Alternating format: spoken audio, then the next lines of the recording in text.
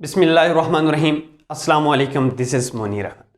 Dear students, हम homeostasis के chapter को डिस्कस कर रहे हैं और होम्योस्टेसिस की जो लास्ट लेक्चर था उसमें हमने डिस्कस किया था कि ऑस्मो रेगुलेशन क्या है। ऑस्मो रेगुलेशन क्या है, जस्ट रीकैप करते हैं। फॉर एग्जाम्पल कोई भी इंडिविजुअल है, जब ये अपने अंदर वाटर और सिल्यूट्स की या साल्ट्स की अमाउंट को बैलेंस करेगा। बैलेंस का ये मतलब है कि जितना वाटर और जितना साल्ट्स इसको रिक्वायर है उतना मेंटेन करेगा। अगर इसकी बॉडी में ज्यादा आ चुका है वाटर और साल्ट, उसको रिमूव करेगा। अगर कम है तो ये एब्जॉर्ब करेगा। इस एबिलिटी को इसकी मेंटेनेंस, वाटर एंड साल्ट की मेंटेनेंस को ऑस्मो रेगुलेशन कहते हैं। फिर लास्ट टाइम हमने ऑस्मो रेगुलेशन की टाइप्स को डिस्कस किया था। हमने कहा था ऑस्मो रेगुलेशन की 2 टाइप्स हैं। एक टाइप है ऑस्मो रेगुलेटर्स और दूसरी टाइप है ऑस्मो कन्फर्मर। इन दोनों में क्या डिफरेंस है? अगर ऑस्मो रेगुलेशन में बेसिकली हम सॉल्ट और वाटर के बैलेंस को देखते हैं, इन दोनों का रिलेशन देखते हैं। अगर वाटर इनसाइड जितना है उतना ही आउटसाइड है, साल्ट्स जितने इनसाइड हैं उतने ही साल्ट आउटसाइड हैं, मींस के इंटरनल एनवायरनमेंट में जितना साल्ट की कंसंट्रेशन है उतने ही साल्ट की कंसंट्रेशन अगर एक्सटर्नल एनवायरनमेंट में है तो इट्स मींस के ये ऑस्मो कन्फर्मर्स हैं। क्योंकि ऑस्मो कन्फर्मर्स में वो एनिमल आता है जो आइसोटोनिक हो, जो हम लास्ट लेक्चर में डिटेल से डिस्कस कर चुके हैं। अगर वो लेक्चर आपने नहीं देखा तो उस लेक्चर को विजिट कीजिए। अच्छा, अब दूसरी कंडीशन, ऑस्मो रेगुलेटर कौन से हैं देखना। फिर भी वाटर और साल्ट का रिलेशन है। ऑस्मो कन्फर्मर में भी साल्ट और वाटर का रिलेशन देखा। अगर साल्ट और वाटर सेम है तो इट्स मींस कि ऑस्मो कन्फर्मर है। अब ऑस्मो रेगुलेटर्स क्या हैं? अगर इनर साइड पे साल्ट की कंसंट्रेशन ज्यादा हो जाए बाहर की बनिस्बत तो क्या होगा? ऑस्मो रेगुलेटर हो जाएगा। मीन की कंसंट्रेशन सेम ना हो एक्सटर्नल और इंटरनल में, इट्स कॉल्ड ऑस्मो रेगुलेटर्स। लेकिन अगर यह कंडीशन हो जाए कि बाहर कंसंट्रेशन ज्यादा हो जाए फिर भी सेम नहीं है, अंदर की बनिस्बत दोनों को कंपेयर किया जाए तो इट्स मींस के ये ऑस्मो रेगुलेटर्स हैं। अगर सिंपली में एक लाइन में अगर इसको आपको प्रॉपर बता दूं, ऑस्मो कन्फर्मर्स वो एनिमल्स हैं जिनकी बॉडी के अंदर वाटर और साल्ट्स की कंसंट्रेशन एक्सटर्नल एनवायरनमेंट में वाटर और साल्ट की कंसंट्रेशन के इक्वल हो तो ये ऑस्मो कन्फर्मर्स हैं। लेकिन अगर बॉडी के इनर साइड पे अगर कंसंट्रेशन ज्यादा है तो ऑस्मो रेगुलेटर, अगर बाहर कंसंट्रेशन ज्यादा है बनिस्बत अंदर के तो ऑस्मो रेगुलेटर्स। मींस के कंसंट्रेशन अगर सेम ना हो तो ऑस्मो रेगुलेटर्स हैं। आज हम इसी वाटर और साल्ट के बैलेंस को लेके जाएंगे कि वाटर और साल्ट का जो बैलेंस है वो फ्रेश वाटर एनिमल कैसे मेंटेन करता है। मीन के ऑस्मो रेगुलेशन, मीन वाटर और साल्ट का बैलेंस कैसे मेंटेन करते हैं, यही आज का हमारा टॉपिक है। हम डिफरेंट इन्वायरमेंट में ऑस्मो रेगुलेशन को डिस्कस करेंगे कि फ्रेश वाटर में एनिमल्स ऑस्मो यानी वाटर और साल्ट का बैलेंस कैसे मेंटेन करते हैं। मैरीन एनिमल्स समुद्रों में रहने वाले, वो कैसे वाटर और साल्ट का बैलेंस मेंटेन करते हैं, जबकि बाहर एक्सटर्नल एनवायरनमेंट में समुद्रों में तो ज्यादा साल्ट है, बॉडी को कम चाहिए, तो कैसे मेंटेन करते हैं। फिर उसके बाद जो टेरेस्ट्रियल एनिमल्स हैं, ह्यूमंस हैं, डिफरेंट एनिमल्स जो आपको डेली लाइफ में नजर आते हैं, ये अपने अंदर कैसे वाटर और साल्ट्स को मेंटेन करते हैं। इन तीनों टॉपिक्स को इंशाल्लाह हम 1 बाय 1 डिटेल से डिस्कस करेंगे। आज हम सिर्फ फ्रेश वाटर एनिमल्स को डिस्कस करेंगे डिटेल से कि फ्रेश वाटर एनिमल्स कैसे अपनी बॉडी को मेंटेन करते हैं।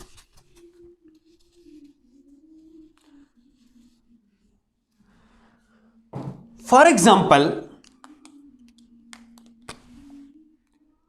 ये फ्रेश वाटर फिश है। अब इसमें हम इस एग्जांपल से समझेंगे कि फ्रेश वाटर फिश जो है फ्रेश वाटर के अंदर रहते हुए कैसे अपने बॉडी के अंदर वाटर और साल्ट्स को मेंटेन करती है। देखें, अगर वाटर बाहर ज्यादा है अंदर कम है तो बाहर से अंदर ज्यादा जाएगा, अंदर साल्ट ज्यादा है बाहर कम है तो अंदर से बाहर साल्ट आएंगे। लेकिन प्रॉब्लम होगा, अब कौन से प्रॉब्लम ये फेस करेगी और अपने आप को कैसे अडॉप्ट करेगी, कैसे सर्वाइवल के लिए अपने आप को फिट करेगी। इंशाल्लाह आज के लेक्चर में हम ये देखेंगे। एक बात तो आपको क्लियर है कि फ्रेश वाटर में साल्ट्स की जो अमाउंट है वो क्या होती है, कम होती है बनिस्बत इंटरनल एनवायरनमेंट बॉडी के अंदर। अब दूसरी कंडीशन, साल्ट्स की कंसंट्रेशन फ्रेश वाटर में कम है लेकिन जो वाटर है बनिस्बत इनर साइड के वो ज्यादा होता है। यह बात तो आपको क्लियर है। फॉर एग्जांपल ये फ्रेश वाटर है,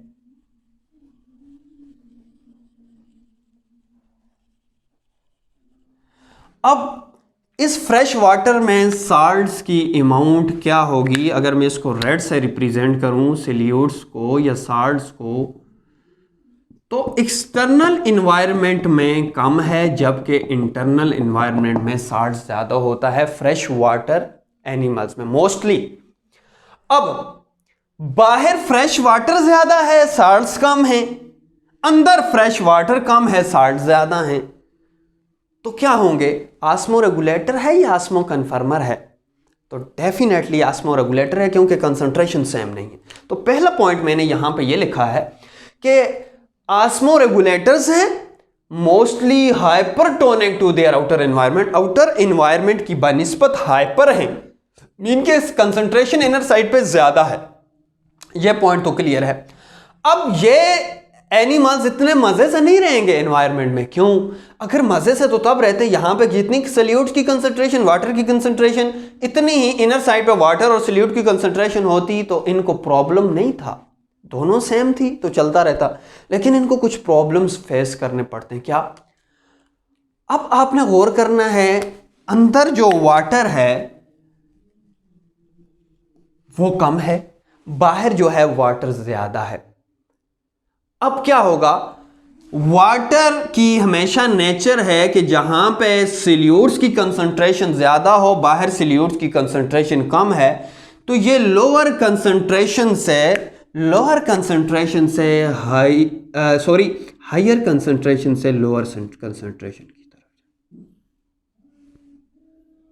ये वाटर की पैसिव मूवमेंट होगी या एक्टिव मूवमेंट होगी? क्या वाटर को एनर्जी चाहिए इनर साइड पे जाने के लिए? नहीं चाहिए, क्योंकि हायर से लोअर की तरफ जा रहे हैं। अब इस पैसिव मूवमेंट ऑफ वाटर से इनकी जो बॉडी है वो स्वेल अप हो जाएगी। तो प्रॉब्लम है, जाहिर है इन्होंने सरवाइव करना है।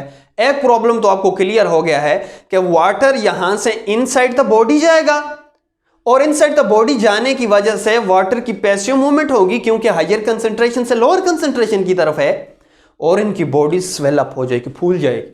तो प्रॉब्लम है। अब ये फूलने नहीं देंगे। होम्योस्टेसिस क्या है? मेंटेनेंस करना। अब मैंने ये पॉइंट लिखा है कि फेसिंग प्रॉब्लम्स में body swell up due to passive movement of water, क्योंकि बाहर वाटर ज्यादा है अंदर वाटर कम है, अंदर सल्यूट्स ज्यादा हैं और ये कम सल्यूट से ज्यादा सल्यूट्स की तरफ जाएगा।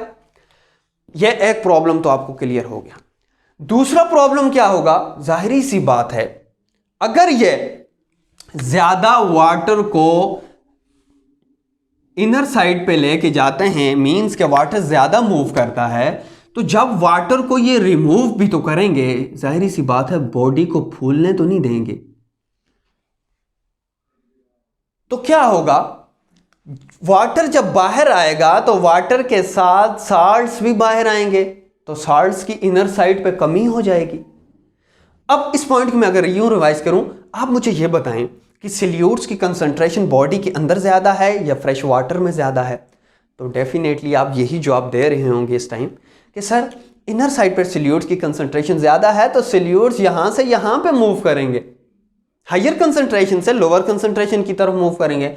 ये टू प्रॉब्लम्स फेस करते हैं, एक वाटर इनकी बॉडी के अंदर जाता है, दूसरा साल्ट यहां से कंटिन्यूसली रिमूव हो रहा होता है। सो बैलेंस क्या होता है, डिस्टर्ब होते हैं, प्रॉब्लम्स होते हैं। अब क्या है, body swell up due to passive movement of water, continuous loss of body salt, continuous loss of body salt होता है। अब यहां पे कुछ एडाप्टेशन हैं, उन एडाप्टेशन को डिस्कस करते हैं कि जो फ्रेश वाटर इन प्रॉब्लम्स को कम करती हैं। पहले कैसे कम करेंगी, ये अपने बॉडी के अंदर जितना भी वाटर है उस वाटर को रिमूव करेंगी, एक्सेस वाटर को रिमूव करेंगी, जो पॉइंट मैंने यहां पे लिखा है, रिमूव एक्सेसिव वाटर। कैसे रिमूव करेंगी, डिल्यूट यूरिन प्रोड्यूस करके, यहां पे अगर मैं लिख लूं तो बेहतर होगा, डिल्यूट यूरिन मीन्स के ऐसा यूरिन प्रोड्यूस करेगी, ऐसा यूरिन बनाएगी जिसमें साल्ट की कंसंट्रेशन कम हो ताकि साल्ट अंदर मेंटेन रहें, लेकिन ज्यादा से ज्यादा वाटर निकले, मतलब पतला, जिसमें वाटर कंटेंट ज्यादा हो तो उसको डिल्यूट कहते हैं। सो डिल्यूट यूरिन बना के बॉडी से निकालेगी ताकि वाटर जो एक्स्ट्रा गया है, इसकी बॉडी को स्वेल अप किया है, वो दोबारा से रिमूव हो जाए। इसके बाद अब दूसरा पॉइंट है, इनकी जो किडनीज हैं इन ऑर्गेनिजम्स की, इनकी किडनीज यूरिन में साल्ट्स को इतना ज्यादा जाने नहीं देती, क्योंकि कहती हैं कि बॉडी के अंदर साल्ट्स इतना मेंटेन करना है, बाहर फ्रेश वाटर में साल्ट्स नहीं है, लेकिन अब साल्ट्स तुम बाहर ना जाओ ज्यादा कंसंट्रेशन से बाहर की तरफ। सो ये क्या करेंगी, ये किडनी जो साल्ट्स है उसको एब्जॉर्ब करेगी, ब्लड से एब्जॉर्ब करेगी और डिल्यूट यूरिन बनाएगी और यूरिन में कम साल्ट्स को भेजेगी बाहर। तो क्या होगा, साल्ट भी क्या होगा, मेंटेन होगा, अंदर साइड में ज्यादा ही रहेगा, बाहर कम ही रहेगा, और वाटर बाहर ज्यादा ही रहेगा, अंदर कम ही रहेगा, क्योंकि एक्सेसिव वाटर उसने रिमूव कर दिया है। इसके बाद नेक्स्ट है, साल्ट्स ऑब्टेन फ्रॉम फूड दे ईट। इस बात का यह मतलब है कि साल्ट्स जो ही कम होते जाते हैं, किडनी भी एब्जॉर्ब करती है साल्ट्स को ताकि मेंटेन रहे, इसके साथ साथ जो फूड ये ईट करते हैं उससे भी मैक्सिमम साल्ट्स को ये क्या करते हैं, ले लेती हैं, इंटेक कर देती हैं, ताकि साल्ट्स की जो अमाउंट है वो मेंटेन रहे। इसके बाद नेक्स्ट है स्पेशल साल्ट्स अपटेक सेल्स। इनमें एक स्पेशल साल्ट्स अपटेक सेल्स होते हैं जिनको आयनोसाइट्स कहते हैं। ये इंपॉर्टेंट एमसीक्यूज है। आयनोसाइट्स क्या हैं, वो स्पेशलाइज्ड सेल्स जो फिशेस के गिल्स में होते हैं, जो बाहर से, जो वाटर के अंदर, अगर फ्रेश वाटर में साल्ट्स है तो सही, लेकिन कम है बनिस्बत इनर साइड के, तो जो साल्ट्स है उस साल्ट्स को ऑब्टेन करे और बॉडी के अंदर लेके जाए। इन सेल्स को आयनोसाइट्स कहते हैं। ये एमसीक्यूज के लिए मोस्ट इंपॉर्टेंट है, नोट करना है आपने। आयनोसाइट्स कौन से सेल्स हैं, वो स्पेशलाइज्ड सेल्स जो एम्फीबियन के स्किन में और फिशेस के गिल्स में पाए जाते हैं, जिनका फंक्शन यह है कि जो अगर उनकी बॉडी में साल्ट्स की कमी है तो साल्ट्स की कमी को पूरा करने के लिए किडनी रीअब्सॉर्ब करेगी, दूसरा फूड से वो साल्ट्स लेंगे, तीसरा वो एक्सटर्नल एनवायरनमेंट जो फ्रेश वाटर में कुछ साल्ट्स जो मौजूद हैं उस साल्ट्स को डायरेक्टली ले लेंगे ताकि बॉडी के अंदर साल्ट ज्यादा रहे। और अब आपसे क्वेश्चन है कि ये मैंने पूरा जो लेक्चर दिया है इसमें मैंने दो ही बातें की हैं, एक साल्ट की और दूसरे वाटर की। तो ये आस्मो रेगुलेशन की बात कर रहे हैं, तभी तो हम फ्रेश वाटर में आस्मो रेगुलेशन की बात करें। अब इसके बाद इसकी एग्जांपल कौन सी हैं, फ्रेश वाटर। ये जो प्रोसेस है, ये जो एडॉप्टेशन है, इसमें फ्रेश वाटर प्रोटोजोआ भी है। For example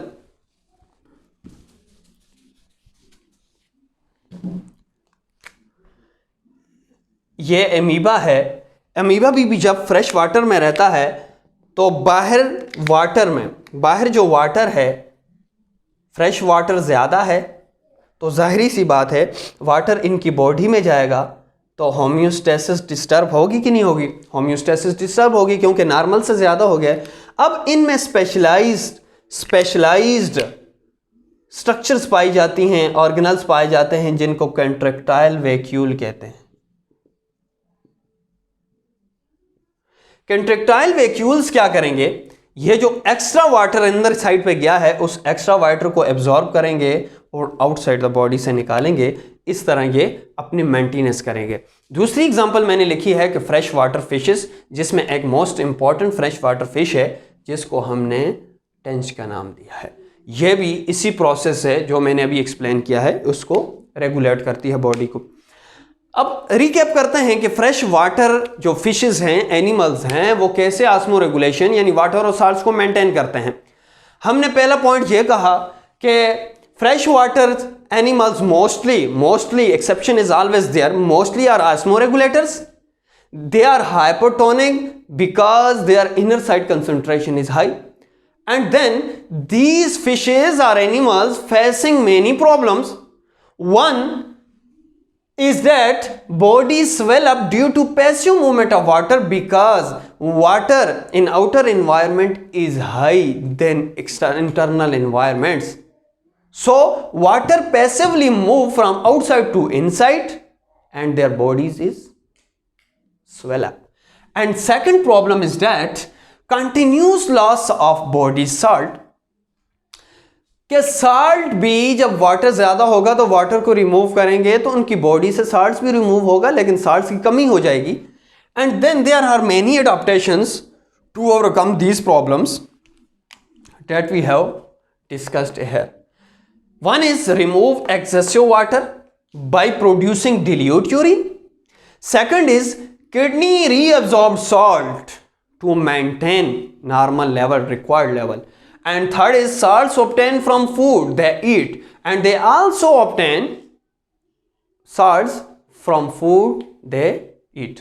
And third one is most important for MCQs, MCQs, a special salts uptake cells is known as ionocytes, which the function of ionocytes is that the outside or external environment में जो salts है उसको internal environment में लेके जाना। And then we discussed the examples. Freshwater protozoa means amoeba and paramecium also maintain by using contractile vacuole. And second example is freshwater fishes, that is one example is stretch, is most common freshwater fish that maintain in this way. अब last में students के लिए short सा homework है।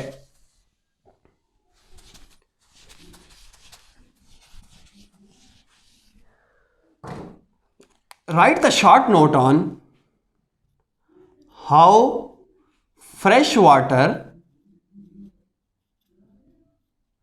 maintain water and salt balance. इंशाल्लाह next lecture में हम osmo regulation in marine fishes या मेरीन एनिमल्स में डिटेल से डिस्कस करेंगे। तब तक के लिए इजाज़त दीजिए। अल्लाह हाफ़िज़।